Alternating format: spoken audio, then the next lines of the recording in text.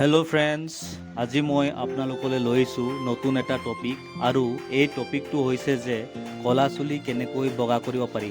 আহক আমি এই বিষয়ে বহলভাৱে আলোচনা কৰোঁ। আজিকালি প্ৰায়ে দেখা গৈছে যে সৰু হওক বা ডাঙৰ হওক মানুহৰ বেছিভাগৰে চুলিবিলাক পকিব ধৰিছে। ইয়াৰ কাৰণ এয়ে যে সঠিক বেমাৰৰ সঠিক ঔষধ নোপোৱাৰ বাবে এনেকুৱা লক্ষণ দেখা পোৱা যায়। আৰু লগতে চুলি পকাৰ উপৰিও চুলি সঘনাই সৰিবলৈ আৰম্ভ কৰে, চুলিত উফি বহু পৰিমাণে হৈ যায় আৰু উফি হ'লে শ্বেম্পু ব্যৱহাৰ কৰিলেও ভাল ফল পোৱা নাযায়। গতিকে এই সকলো সমস্যাৰ পৰা সমাধান পাবলৈ হ'লে মই লৈ আহিছোঁ এটা ঔষধ, আৰু এই ঔষধটো হৈছে বেলপাত। হয়, বেলপাত। আৰু এই বেলপাত আপোনালোকে দেখি পাইছে, এটা ঠাৰিতে 3 খিলা পাত আছে। তেনেকুৱা 3টা ঠাৰি ছিঙি আনি অকল 9 খিলা পাত এটা গিলাচত থৈ গুড়ি কৰি তাত আধা গিলাচ পানী ভৰ্তি কৰি প্ৰায় আধা ঘণ্টামান থৈ দিব লাগে। আৰু আধা ঘণ্টা হৈ যোৱাৰ পিছত সেই গিলাচৰ পানী ৰাতিপুৱা খালী পেটত খাই দিব লাগে।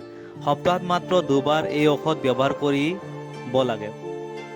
এনেকুৱা 3 সপ্তাহমান ব্যৱহাৰ কৰাৰ পিছত আপোনালোকে দেখি পাব যে বগা চুলিসোপা লাহে লাহে ক'লা হ'বলৈ ধৰিছে। আজিকালি দ্বিতীয়টো হৈছে, আজিকালি প্ৰায়ে দেখা গৈছে যে মূৰৰ চুলিত বিভিন্ন ধৰণৰ তেল ব্যৱহাৰ কৰে, যাৰ ফলত চুলি পাতল হয়, চুলি মজবুত নহয়, চুলি বগা হ'বলৈ ধৰে, চুলি সঘনাই সৰিবলৈ আৰম্ভ কৰে আৰু চুলিত উফিৰ পৰিমাণ বাঢ়িবলৈ আৰম্ভ কৰে। গতিকে এতিয়া ইয়াৰ পৰা আপোনালোকে চিন্তা কৰিব নালাগে আৰু চুলি সৰা প্ৰক্ৰিয়া ৰোধ কৰিবৰ বাবে, লগতে চুলি মজবুত আৰু চুটি চুলি দীঘল কৰিবৰ বাবে মই লৈ আহিছোঁ এবিধ আদিবাসী তেল। আপোনালোকে দেখি পাইছে, এয়া হৈছে এবিধ আদিবাসী তেল, আৰু এই তেল আপোনালোকে গা ধোৱাৰ পিছত চুলি সানিব লাগে। আৰু এই তেল আপোনালোকে যদি ব্যৱহাৰ কৰিব বিচাৰে তেন্তে এই ভিডিঅ'টোৰ তলত ডিছক্ৰিপশ্যনত লিংকটো দিয়া আছে।